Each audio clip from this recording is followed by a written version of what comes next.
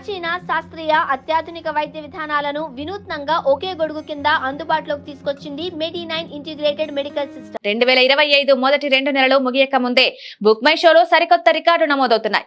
Ticket అమ్మకాల రికార్డుల్లో Chhaava cinema సునామీలా దూసుకువెళ్లింది. Vicky Kaushal హీరోగా ఛత్రపతి సంభాజీ మహారాజ్ జీవితంలో కీలక ఘట్టాల ఆధారంగా తెరకెక్కిన ఈ pan India movie 4.9 million tickets అమ్మకాలతో అగ్రస్థానంలో నిలిచింది. మహారాష్ట్రలో ఈ సినిమాకు ఏర్పడిన క్రేజ్ తో దేశమంతా వైరల్ అవుతోంది. కేవలం అక్కడే కాకుండా ఇతర రాష్ట్రాల్లోనూ హిందీ సినిమాకు సాలిడ్ రేంజ్ లో వసూలు రాబడుతోంది. హిస్టారికల్ సినిమాలపై ఆసక్తి ఉన్న ఆడియన్స్ ఈ సినిమాను మిస్ కాకుండా బుక్ చేసుకుంటున్నారు.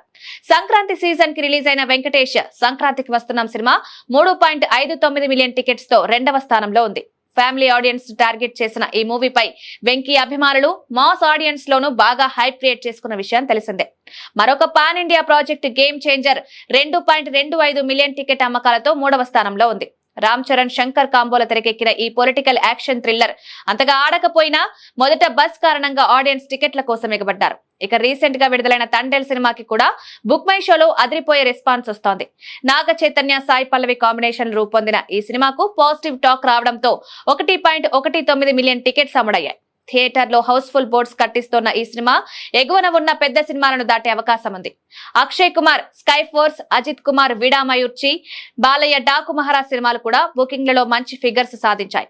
అయితే ఈ లిస్టులో వేరే సినిమాల కంటే చావా సినిమా దూకుడు ముందు చిత్తవుతున్నాయి. మొత్తం మీద 2025 మొదట్లో బుక్ మై షో రికార్డ్స్ ను తుడిచిపెట్టిన చావా సినిమా బాక్సాఫీస్ దగ్గర కూడా అదే జోరు చూపిస్తూ నిర్మాతలకు బంపర్ ఆఫర్లు లాభాలు తీసుకువస్తోంది. మరోవైపు తండేల్ లాంటి సరికొత్త కథా చిత్రాలు కూడా దూసుకు వెళ్తుండటంతో ఈ ఏడాది టికెట్ అమ్మకాలలో మరిన్ని సర్ప్రైజ్లు రావడం ఖాయమని ట్రేడ్ పండితులు అంచనా వేస్తున్నారు.